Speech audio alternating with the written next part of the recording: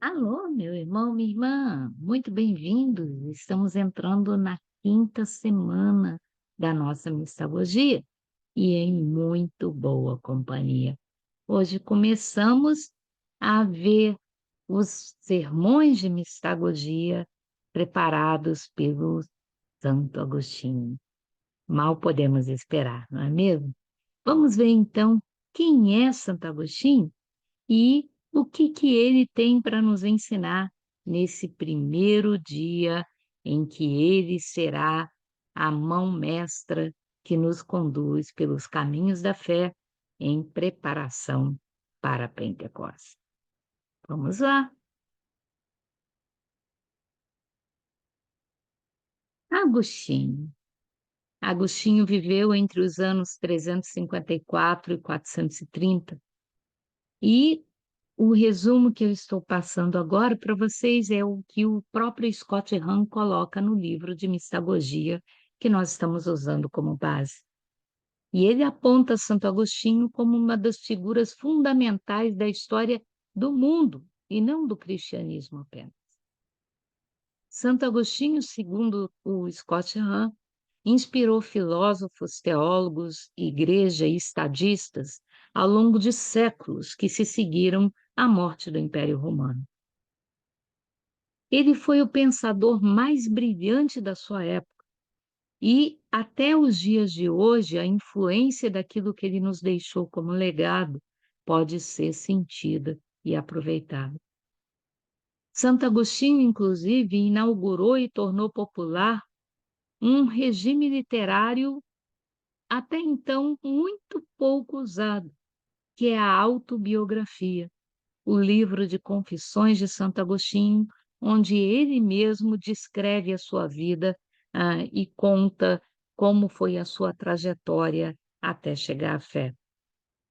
Ele fez contribuições importantes para muitos campos além da religião, como a política e a interpretação bíblica também. Ok. Ele continua sendo o teólogo mais influente do Ocidente. E segundo o Scott Hahn, depois da Bíblia, Santo Agostinho é o autor mais citado nos documentos da Igreja Católica.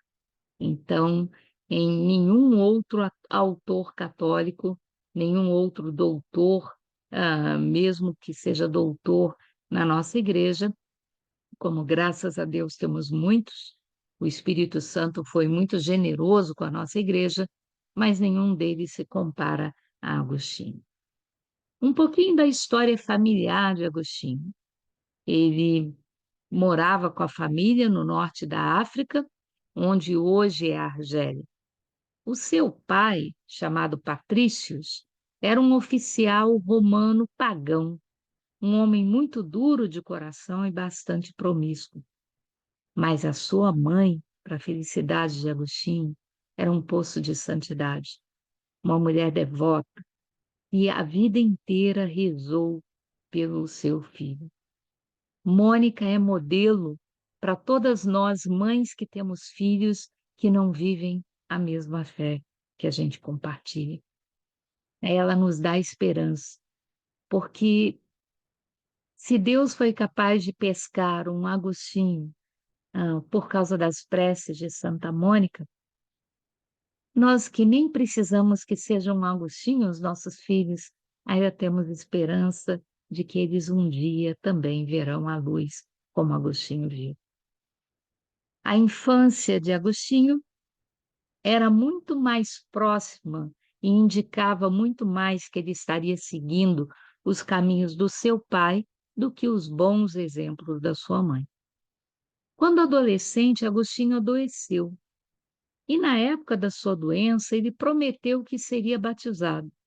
Mas tão logo ele se recuperou, ele logo se esqueceu de Deus, das promessas que tinha feito e começou a seguir uma vida completamente descontrolada e afastada de Deus. Aos 16 anos, ele foi estudar em Cartago, onde ele se envolveu com uma mulher e acabou tendo um filho com essa mulher fora do casamento. Ele tinha paixão pela retórica e se tornou um estudioso e depois um professor dessa área de conhecimento. E uma das coisas que mais incomodava Agostinho, mais inquietava Agostinho, era a questão do mal. Nós vamos ver em alguns dos sermões dessa semana ele falar sobre ser bom ou ser mal, com muita propriedade e simplicidade de coração.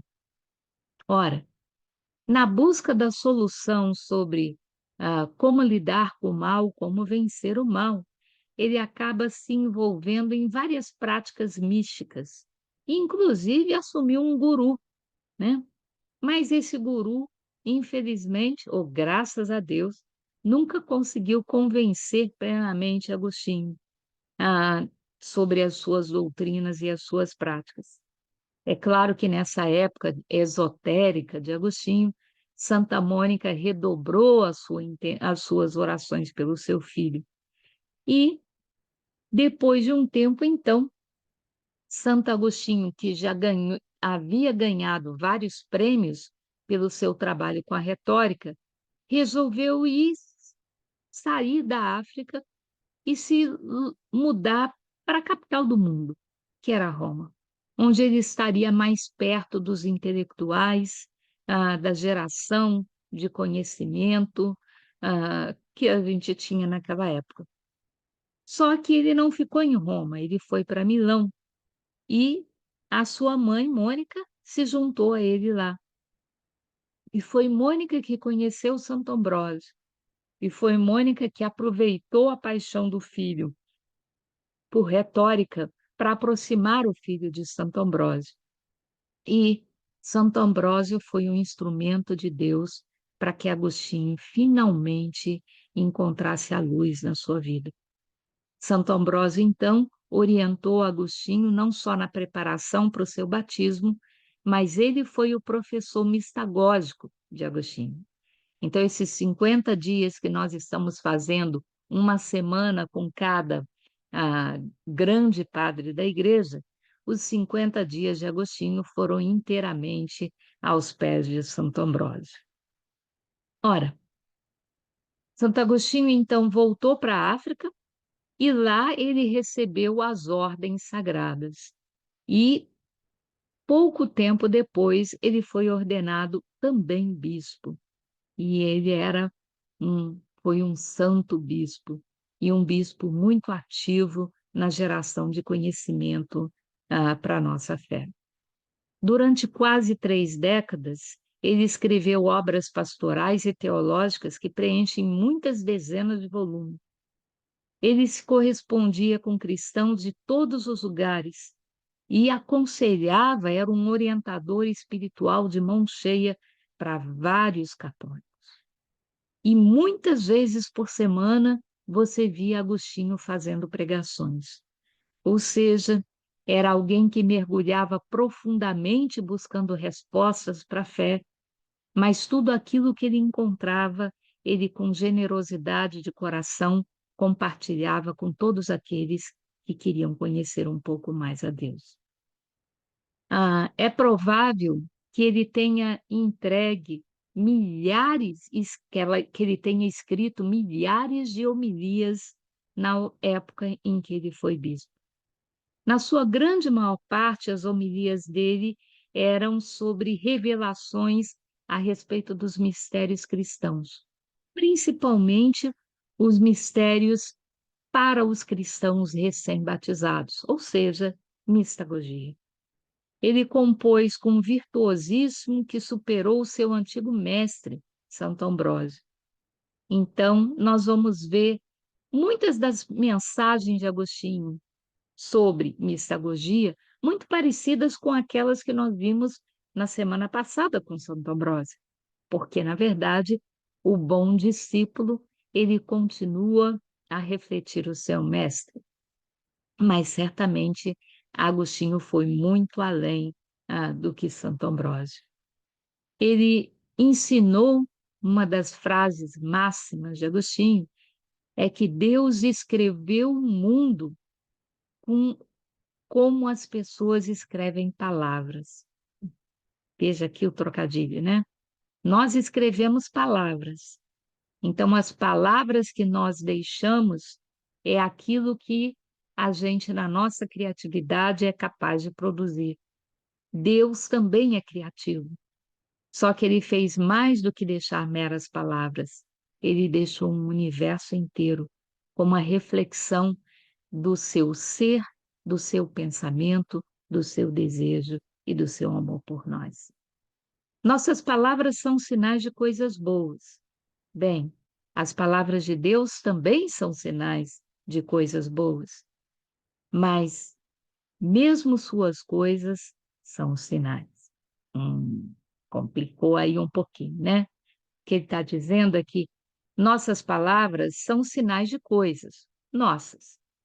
Então, nós falamos o que nós pensamos, o que nós acreditamos, o que nós sabemos, o que nós vivemos, o que nós orientamos aos outros.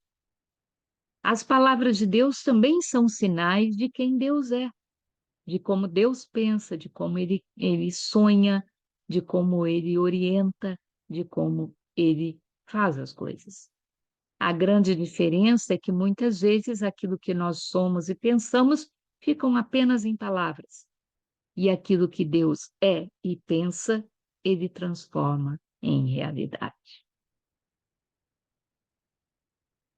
Então, segundo Agostinho, as palavras de Deus são realidades ainda maiores, e elas têm um simbolismo que é todo próprio. Por exemplo, a passagem de Moisés pelo Mar Vermelho foi um evento histórico e real, mas ele também é, segundo Agostinho, uma prefiguração do sacramento do batismo.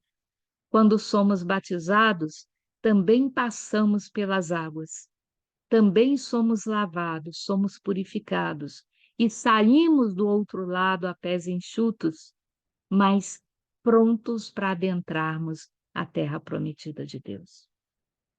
A própria vida de Jesus era uma vida humana e real.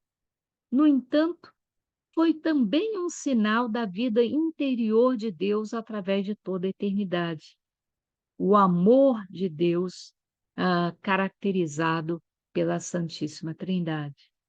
Então, Santo Agostinho gostava muito de fazer esses paralelos, principalmente o paralelo entre Deus e os sacramentos. Os sacramentos, ele dizia, são sinais. Então, nós precisamos observar atentamente o que acontece nos sacramentos, porque se tratamos eles com superficialidade, deixamos de perceber o que os sinais estão verdadeiramente nos mostrando. Toda a missa, a consagração do padre, que muda o pão e o vinho para o corpo e o sangue de Cristo, é um grande sinal. Nos parece que nada aconteceu ali, mas, no entanto, o significado daquele pão, daquele vinho, deixou de ter a mesma substância de antes. Se você não presta atenção nesses detalhes, você corre o risco de se deixar iludir pela aparência e não perceber o que o sinal efetivamente está te mostrando. Agostinho fala dos sacramentos em termos bastante realistas. No entanto, ele não deixa de lado, ele não esquece que Deus é mistério, que Deus, na verdade, ele é espírito também.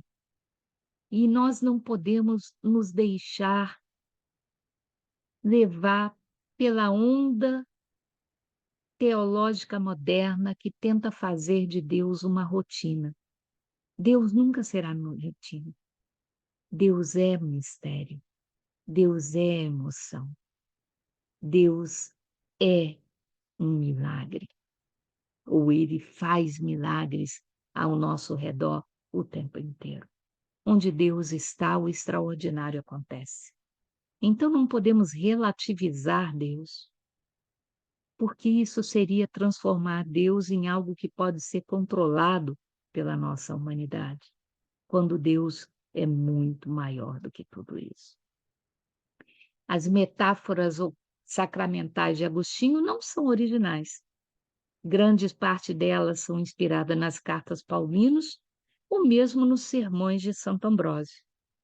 Mas apesar de não serem originais, Agostinho sempre colocou um ingrediente novo ali, uma emoção, um entusiasmo pelas coisas de Deus, que contagia a todos nós. É isso que eu espero, meu irmão, minha irmã, que você consiga sentir nos textos de Agostinho que nós estaremos vendo ao longo dessa semana. Ao longo de sua vida, ele se tornou também capaz de formar grandes amigos. Muitos historiadores dizem que quando uma heresia acontecia, e isso era muito comum naquela época, Agostinho logo chamava os hereges para bater um bom papo. E com argumento e mostrando a verdade sem tentar impor a sua vontade, ele logo mostrava a lógica de Deus e diminuía o impacto que essas heresias podiam ter. Muitos cristãos rebeldes foram vencidos pela força da sabedoria e do poder, hã, de argumentação que Santo Agostinho tem. Seus sermões tocam com amizade. Para nós que ouvimos, são muito singelos, muito bonitos, muito poéticos. E eu tenho certeza que você vai gostar de passar essa semana com um grande Santo Agostinho, que de pequeno só tem o nome, porque ele pode ser chamado de Agostinho, mas ele é, na verdade, um grande augusto homem. E essa sabedoria ele, com generosidade, compartilhou com todos nós.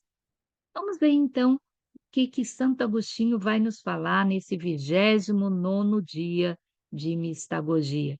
Ele vai nos falar a respeito de lendo os sinais. Vamos a isso. O que você vê no altar, você viu ontem à noite. Ele está falando para cristãos que na noite anterior, na vigília pascal, tinham recebido o sacramento do batismo, crisma e a Eucaristia. Mas o que era? O que significava? Que grande coisa o sacramento continha que você não tinha ouvido? O que você vê é pão e um cálice. Isso é o que os seus olhos dizem, mas a sua fé exige instruções. Ou seja, para que a sua fé possa ser alimentada, é necessário que você entenda o que está acontecendo ali, que é algo muito maior do que o que os seus olhos podem alcançar. O pão é o corpo de Cristo, o cálice é o sangue de Cristo. Talvez isso seja suficiente para a fé, mas a fé deseja entender. Disse o profeta: se você não acreditar, certamente não entenderá.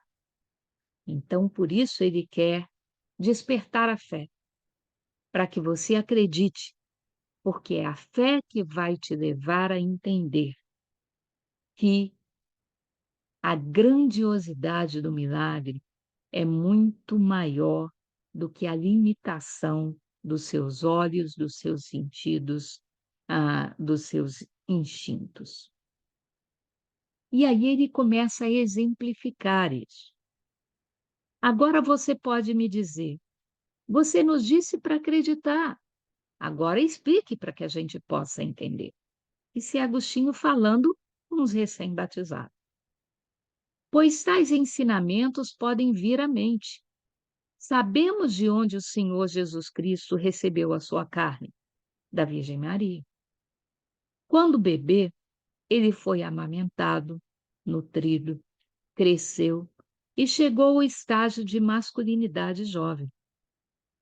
Ele sofreu perseguição e foi crucificado em uma árvore. Ele foi tirado da árvore, enterrado, e no terceiro dia ele se levantou novamente, no dia em que desejou, e ele ascendeu aos céus. Ele elevou seu corpo para o céu e do céu virá para julgar os vivos e os mortos. Lá ele se senta à direita do Pai. Então, como esse pão é o corpo dele? E como o cálice pode, ou o que enche o cálice, pode ser o seu sangue?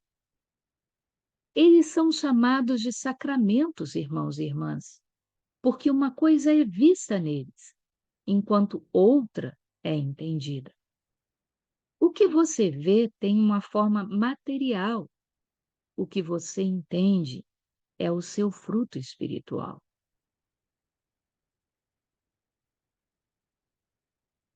Então, se você quer entender o corpo de Cristo, ouça o que diz o apóstolo aos fiéis. Agora, você é o corpo de Cristo e os membros individualmente dele.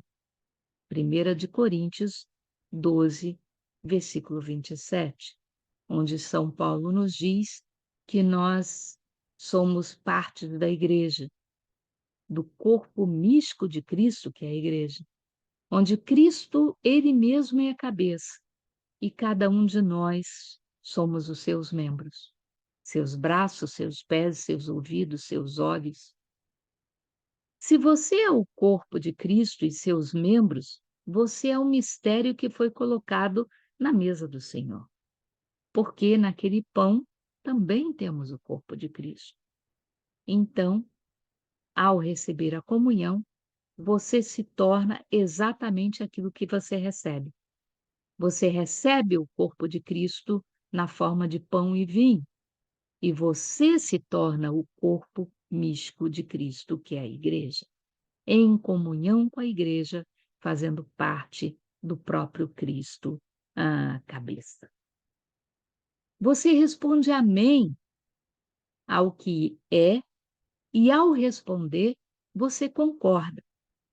Você ouve o corpo de Cristo e responde amém. E aqui um parêntese, meus irmãos. É exatamente perfeito o que Santo Agostinho está dizendo aqui. Quando nós estamos para receber a comunhão, o sacerdote ou o ministro erguem aquela partícula consagrada, que é, na verdade, o corpo, sangue, alma e divindade de Cristo, e mais ou menos proclama para nós como uma verdade, o corpo de Cristo. Cabe a nós dizer amém. O nosso amém significa eu acredito nisso. Eu acredito que isso é verdade. É isso que eu desejo para mim. Dá muita dó quando nós, ministros, ou imagino que para um sacerdote também, nós oferecemos Jesus na comunhão e a pessoa simplesmente abre a boca ou estende a mão e não pronuncia o seu amém. O amém, ele faz parte daquele momento. Ele é, na verdade, algo importante para quebrar a dureza do seu coração e te ajudar a entender, se alguma dúvida ainda tinha ali, que você não está recebendo uma representação, mas você está recebendo o próprio corpo de Cristo. E ao receber, em comunhão, nós todos passamos a ter algo em comum. Todos que comungamos passamos a ter em comum entre nós a pessoa do próprio Cristo, o corpo de Cristo. Então, por isso, Santo Agostinho diz: nós nos tornamos aquilo que nós recebemos. Cada um de nós passamos a constituir a Igreja do Senhor. E aí, Agostinho, então, continua: você ouve o corpo de Cristo e responde amém. Então, seja um membro do corpo de Cristo. Ou seja, semeie unidade com seus irmãos. Seja um com eles. Seja comunhão com eles. Seja igreja. Não despreze o seu irmão que está do teu lado, porque você pode estar desprezando o olho de Cristo. Não fale mal do vizinho que está atrás de você, porque você pode estar falando mal da mão de Cristo. Eles são tão parte do corpo de Cristo como você é, e essa é uma graça incomensurável que comungar nos alcança. Experimente, na hora da sua comunhão, pensar naquela pessoa que você tem dificuldade de perdoar. Porque se você se lembrar que Jesus Cristo morreu por ela também, ela passa a ser mais facilmente entendida como alguém que faz parte desse corpo de Cristo com você. E nós não queremos que nenhuma parte do corpo preciosíssimo do nosso Deus, que nenhum daqueles por quem ele morreu naquela cruz, entregando a sua própria vida, nós não queremos ver o nosso Deus chorar a perda de ninguém. Então, tudo que estiver ao nosso alcance, para que essa pessoa possa encontrar o mesmo Cristo que nós encontramos, possa ser um com Ele, como nós queremos ser um, é isso que nós devemos ser. E por isso Agostinho diz: seja um membro do corpo de Cristo, para que o seu amém seja verdadeiro. Por que então no pão? Não digamos nada por conta própria aqui, mas ouçamos o que o apóstolo diz quando ele fala do sacramento. São Paulo diz na 1 de Coríntios 10:17, porque há um pão, nós que somos muitos, somos um corpo, pois todos comungamos do mesmo pão. É lindo, lindo. São Agostinho vai explorar essa visão com muito mais propriedade mais adiante. Mas o que ele quer dizer aqui é, quando comungamos, nós estamos recebendo pão. E o que é pão? O pão, na verdade, são vários grãos de trigo que foram moídos, amassados, umidificados, assados e transformados em pão. Quando você come o pão, você está comendo a soma de todos esses grãos. Você não vê o grão que foi colhido ontem, o grão que foi colhido no campo ou na fazenda do fulano, do cicrano. Você vê o pão pronto.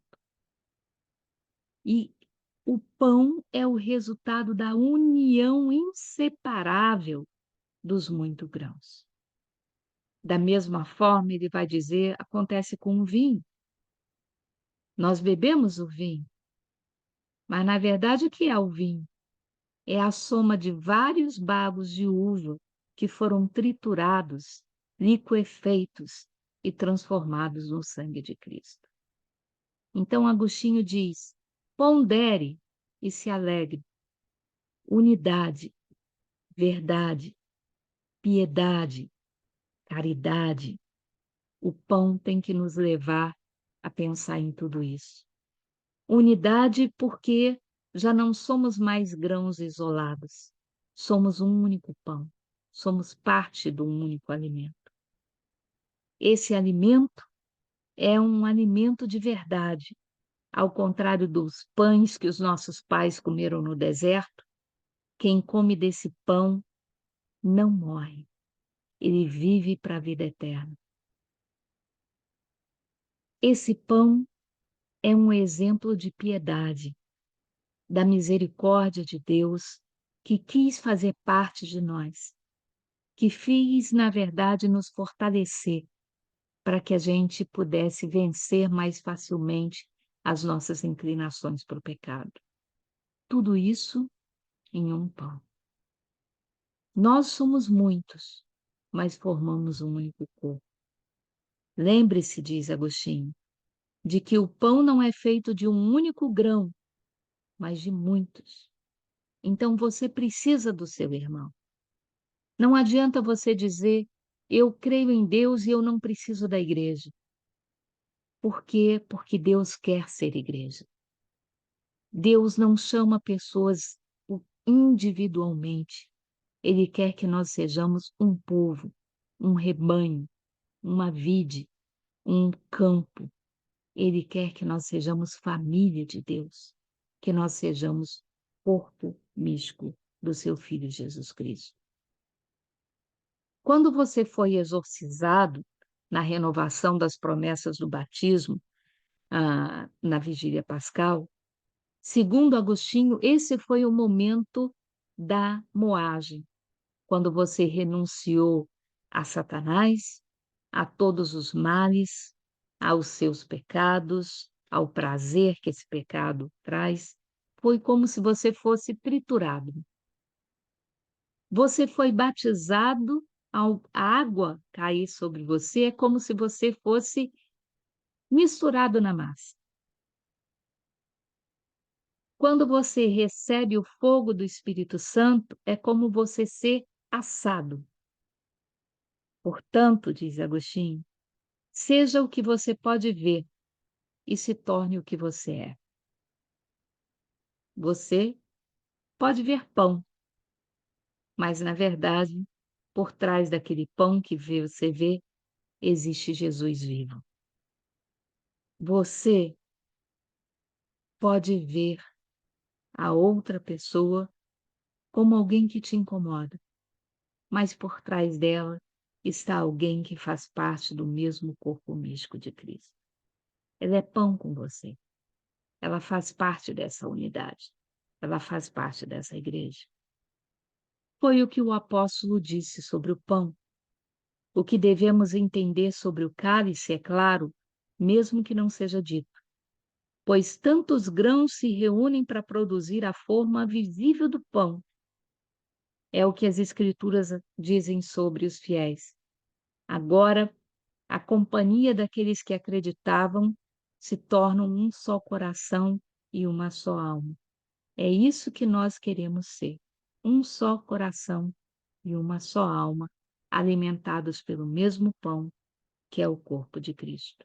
E o mesmo se diz do vinho. Lembremos, irmãos, diz Agostinho, como o vinho é feito. Muitas uvas pendem no cacho, mas o suco das uvas flui junto em um único líquido, que vai se transformar no vinho, que será sangue. Foi assim que Cristo nos significou e como ele desejou pertencer a ele. Foi assim que ele consagrou o mistério de nossa paz e de unidade na sua mesa. Quem aceita o mistério de unidade, mas não mantém o vínculo da paz com seu próximo, não o recebe para o seu próprio bem, mas como um testemunho contra si próprio. É o que São Paulo fala na 1 de Coríntios, no capítulo 11. Então, meu irmão, minha irmã, nesse primeiro dia forte de ensino de Agostinho, o que aprendemos para rezar? Que a fé exige instrução. Podemos ter muita fé, mas é necessário que a gente dê um passo adiante, que procuremos conhecer esse Deus em que acreditamos. Por quê? Porque o conhecimento vai nos ajudar a viver a plenitude dessa fé que nós temos. Se nós acreditamos muito em Deus, mas conhecemos Deus muito pouco, nós podemos fazer muitas coisas crente que estaremos agradando a Deus, quando na verdade o desejo de Deus é bem diferente daquele que a gente está praticando. Os sacramentos, segundo Agostinho, são chamados sacramentos porque uma coisa é vista neles, enquanto uma outra coisa é entendida. O que você vê tem uma forma material, o que você entende é um fruto espiritual. Por que então no pão? Lembre-se de que pão não é feito de um único grão de trigo, mas de vários grãos que são triturados e amassados e se tornam um único pão para alimentar quem tem fome. Portanto, se recebemos o pão de Cristo, nos tornemos o corpo dele, nos tornemos comunhão com aqueles que recebem da mesma graça e do mesmo alimento. Para você guardar no seu coração. Se sois membros do corpo de Cristo, sois o mistério colocado sobre a mesa do Senhor. E se sois o mistério, e sois o mistério que recebeis.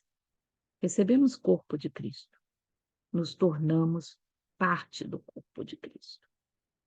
Se somos parte do corpo de Cristo e Cristo é pão, nos tornamos nós também alimentos de fé e de vida para aqueles que têm fome de Deus no mundo.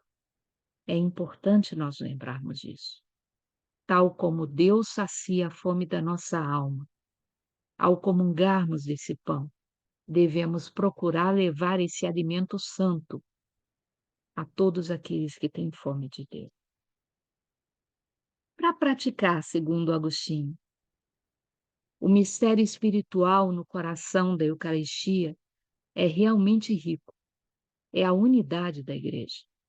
É o vínculo da caridade, que é a vida interior da Trindade. É paz. Então, como você pode receber a comunhão e continuar em guerra no seu coração com um outro filho de Deus?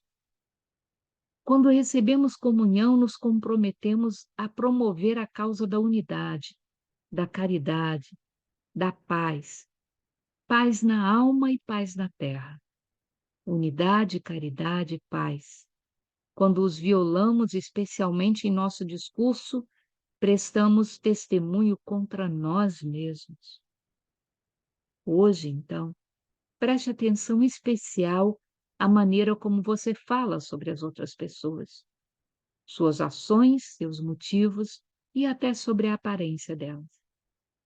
Observe os padrões de sarcasmo, ironia, exagero, que a gente começa a usar e espalhar como podridão através do trigo e que nos impede, então, de nos tornarmos o que somos, pão da vida, na vida de quem tem fome de Deus. Amém. Bem forte esse ensinamento de Santo Agostinho. E foi só o primeiro dia. Aguarde, tem mais. Vejo vocês amanhã para o nosso 30º dia de mistagogia. Fique com Deus. Um bom domingo.